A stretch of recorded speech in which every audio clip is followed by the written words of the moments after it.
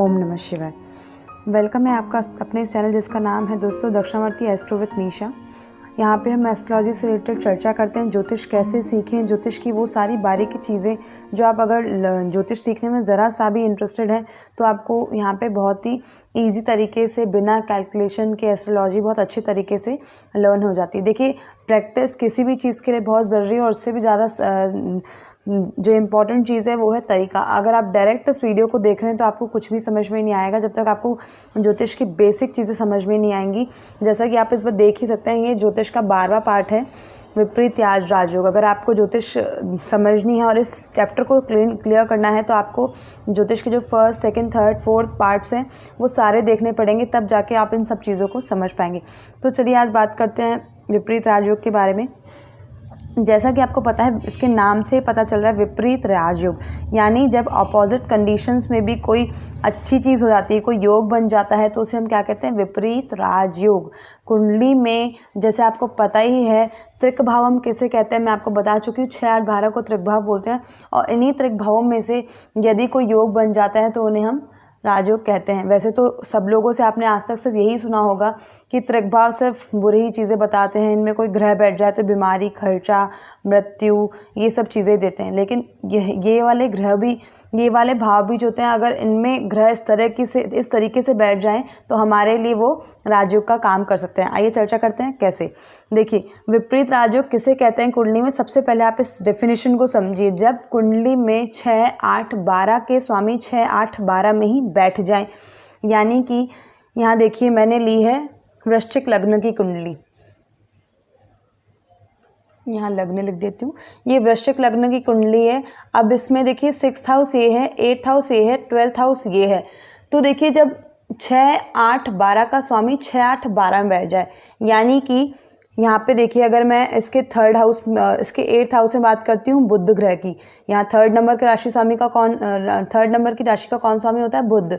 तो देखिए अगर बुध इनमें से यहाँ बैठ जाए या यहाँ बैठ जाए या फिर यहाँ बैठ जाए तो ये क्या हो जाएगा, विपरीत राजयोग हो जाएगा। जैसा कि डेफिनेशन से पता चल रहा है, 6, 8, 12 के राशि 6, 8, 12 के स्वामी जब 6, 8, 12 में ही बैठ जाए तो फर्स्ट तो ये देखिए ये चीज़ एप्लीकेबल हो गई। अब बुध चाहे 6 में बैठे, चाहे 8 में बैठे, चाहे 12 में बैठे, यहाँ पे इन सब हाउसों से बैठने पर भी ये विपरीत राजयोग हो जाएगा। लेकिन कैसे एप्लीकेबल होगा, सेकंड रूल क्या है, 6, 8, 12 का स्वामी 6, 8, 12 में अकेला ही हो, किसी ग्रह के साथ युतिबद्ध नहीं हो। यानी आप मान लीजिए मैंने जैसे बुध यहाँ लिख दिया और बुध के साथ यहाँ पे मैंने सूर्य लिख दिया, तो फिर आप इसे विपरीत राजयोग नहीं कह सकते। क्यों? क्योंकि यहाँ पे सूर्य के साथ बुध बैठा हुआ युतिबद्ध संबंध है। 6, 8, 12 का स्वामी 6, 8, 12 में तो है, लेकिन किसी और ग्रह के साथ में युतिबद्ध है। इसी तरह से अगर बुध के साथ में कोई और ग्रह बैठ जाए युति के साथ में, या 12वें हाउस में बुध के साथ में कोई और ग्रह बैठ जाए, तो भी यहाँ पे क्या होगा, आपका विपरीत राजयोग भंग हो जाएगा, कैंसिल हो जाएगा, कि किसी और की ग्रह की युति के साथ ना हो।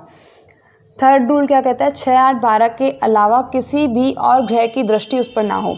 देखिए, आपको विपरीत राजयोग की डेफिनेशन तो सब लोग बहुत इजीली बता पाएंगे, लेकिन पूरा प्रॉपर कब होता है इस चीज़ को समझिए। देखिए, एक तो किसी भी ग्रह के साथ में युतिबद्ध ना हो वो उस ग्रह का स्वामी, दूसरा 6, 8, 12 के स्वामी के अलावा किसी और भी ग्रह की दृष्टि ना हो। अब ग्रहों की दृष्टि क्या होती है, इसके लिए आपको दृष्टियों के सारे चैप्टर क्लियर होने चाहिए। उसके लिए मैंने पहले से ग्रहों की दृष्टि लिख रखी है। जैसे कि आपको पता है हर ग्रह की 7वीं दृष्टि तो होती ही है, लेकिन मंगल, शनि, गुरु और राहु और केतु की दृष्टियाँ इस तरह के उससे होती हैं। तो सपोज कीजिए यहाँ पे अगर मैं एक और एग्जाम्पल ले लेती हूँ, यहाँ पे 7 नंबर लिखा हुआ है, तो 6, 8, 12 के स्वामी यानी शुक्र हो गए। यहाँ पे 7वें नंबर की राशि का कौन स्वामी हो गए, शुक्र हो गए। और शुक्र यदि यहाँ बैठ जाते हैं, यहाँ आप सोचिए बुध नहीं है, अकेले बैठे हुए हैं शुक्र, तो देखिए ये विपरीत राजयोग हो गया। लेकिन इसी के जस्ट सामने अगर शनि बैठ जाते हैं, और शनि की देखिए 7वीं दृष्टि इस पर है, 1, 2, 3, 4, 5, 6, 7, तो दृष्टि पड़ रही है इसकी किसी और ग्रह की। शनि तो देखिए ना ही 1 का राशि स्वामी है, 1 नंबर की राशि का स्वामी है, ना ही 3 का, ना ही 7 का। तो यहाँ पे भी विपरीत राजभंग, जो आपका विपरीत राजयोग हो गया वो भंग हो गया। क्यों? क्योंकि यहाँ पे साफ साफ लिखा हुआ 6, 8, 12 के स्वामी के अलावा किसी भी और ग्रह की दृष्टि ना हो। अगर यही मैं बात करूँ यहाँ पे अगर मैं शुक्र बिठा लेती हूँ, यहाँ पे मैं शनि बिठा लेती हूँ, तो भी देखिए शनि की 7वीं दृष्टि सीधी यहाँ पड़ रही है शुक्र पर। विपरीत राजयोग तो बन रहा है, 6 8 12 का स्वामी 6 8 12 में तो बैठ रहा है, लेकिन यहाँ पे दृष्टि किसकी होगी, शनि की यहाँ पर आ रही है, इसके साथ में सीधी 7वीं दृष्टि आ रही है, तो भी ये विपरीत राजभंग को कैंसिल कर लेगी। यानी जब 6 8 12 का स्वामी 6 8 12 में बैठा हो, लेकिन 6 8 12 के अलावा 6 8 12 के स्वामी के अलावा किसी भी और स्वामी के दृष्टि वहाँ पे ना हो। अभी तक हम 3rd नंबर रूल की बात कर चुके हैं, जब 6 8 12 का स्वामी के अलावा किसी भी और ग्रह की दृष्टि उन पर ना हो। ठीक है, तो ये आपको समझ में आ गया। अब अगर मैं बात करूंगी भाव कारक, तो देखिए 6 8 12 ही इनके भाव कारक होते हैं। अगर आप एस्ट्रोलॉजी सीख रहे हैं, ज्योतिष सीख रहे हैं, जहाँ विपरीत राजयोग का नाम आ जाए तो आपको पता होना चाहिए उनके किसी भी कुंडली के 6 8 12 भाव से ही ये देखा जाता है। तो देखिए कब प्रबल होता है, जब 6 8 12 के स्वामी की दृष्टि यदि इन्हीं पर हो, यानी 6 8 12 के राशि स्वामी जो हैं इन्हीं की दृष्टि यदि इन्हीं पर हो। अगर मैं एग्जाम्पल ले लेती हूँ, यहाँ शनि बिठा लेती हूँ, मैं यहाँ गुरु रख देती हूँ, तो देखिए 6 8 12 का स्वामी, यहाँ देखिए 11वें नंबर की राशि कौन सी होती है आपकी, उसके स्वामी कौन होते हैं, शनि होते हैं। तो देखिए 6 8 12 का स्वामी 6 8 12 में बैठ गया और 6 8 12 के भाव की दृष्टि उन्हीं पर हो। अब यहाँ देखिए गुरु बैठ गया है, तो गुरु की देखिए कौन सी दृष्टि इस पर आ रही है, 1 2 3 4 5 6 7 8 9। आपको मैं बता चुकी हूँ गुरु की 7वीं 5वीं और 9वीं दृष्टि होती है, और 6ठे भाव का राशि स्वामी कौन है, गुरु है। 9 नंबर की राशि का स्वामी कौन होता है, गुरु है। तो इसकी दृष्टि इस पर हो रही है। जब ऐसा हो 6 8 12 के स्वामी की दृष्टि इन्हीं पर हो जाए, तो यह योग क्या हो जाएगा, प्रबल विपरीत राजयोग हो जाएगा। यानी अगर ऐसा होता है तो विपरीत राजयोग तो बनता ही बनता है, लेकिन कुंडली में और भी ज़्यादा स्ट्रांग हो जाता है जब 6 8 12 के स्वामी की दृष्टि इन पर पड़ जाए। चाहे वो दृष्टि मंगल की 4थी हो, 7वीं हो, 8वीं हो, चाहे शनि की 3री हो, 7वीं हो, 9वीं हो, चाहे गुरु की आपकी 7वीं 5वीं 9वीं हो, और हर ग्रह की 7वीं दृष्टि तो होती है। सपोज कीजिए यहाँ पर गुरु बैठ जाए और गुरु की 7वीं दृष्टि यहाँ पड़ जाए, यानी 1 2 3 4 5 6 7, एक तो इस तरीके से पड़ गया, और एक अगर आप देखेंगे 9 का राशि स्वामी कौन होता है, गुरु होता है। गुरु 6 8 12 का स्वामी इसमें बैठ गया, तो ये भी देखिए रूल सही है और ये भी रूल सही है, दृष्टि संबंध से भी सही है और रूल नंबर 1 से भी सही होता है। लेकिन सिर्फ कहाँ कैंसिल हो जाता है, जब 6 8 12 के स्वामी के अलावा किसी भी और ग्रह की दृष्टि इन पर पड़ जाए, तो यह योग जो होता है वो भंग हो जाता है।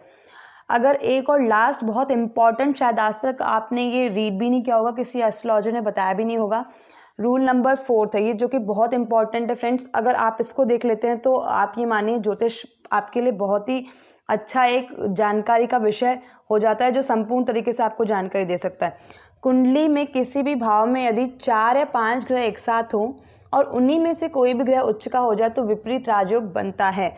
6 8 12 के बारे में तो आपको सबने ही बताया होगा, लेकिन ये जो इम्पॉर्टेंट रूल है ये बहुत ही इम्पॉर्टेंट है।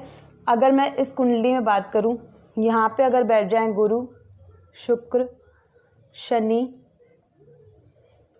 आपका मंगल, और एक और कोई मैं ग्रह बिठा दूं आपका राहु,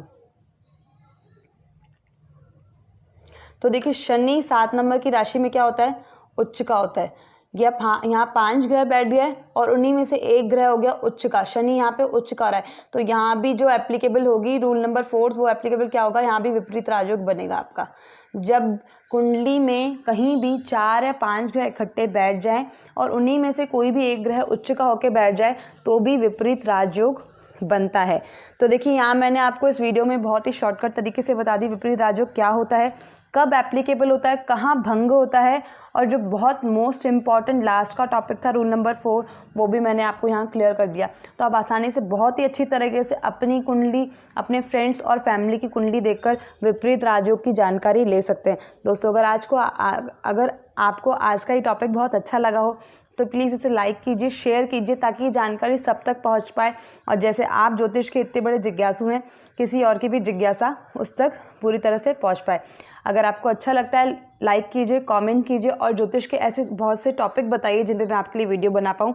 आगे आने वाले विषयों में मैं आपसे बात करूँगी बहुत सारे, कुंडली में लव मैरिज कैसे देखे जाते हैं, तलाक योग क्या होते हैं, ग्रहण योग कैसे होते हैं, और देखिए इनके उपाय भी साथ ही साथ बताती जाऊँगी आपको मैं। जब आप इनके कारण के साथ साथ उपाय भी करते जाएंगे तो आपको आपकी एक अच्छी खासी ज्योतिष की बहुत ही अच्छी डायरी नोट्स बन जाएगी, जो आपको बहुत हेल्पफुल रहेगी आगे लर्निंग में। और देखिए प्रैक्टिस करते रहिए, नोट्स भी बनाइए और आगे किसी और की भी कुंडली देखिए, ताकि आपको जो ये सीख रहे हैं साथ साथ आपको ये प्रैक्टिस में आके लर्न भी हो जाए। तब तक के लिए प्रणाम। ओम नमः शिवाय।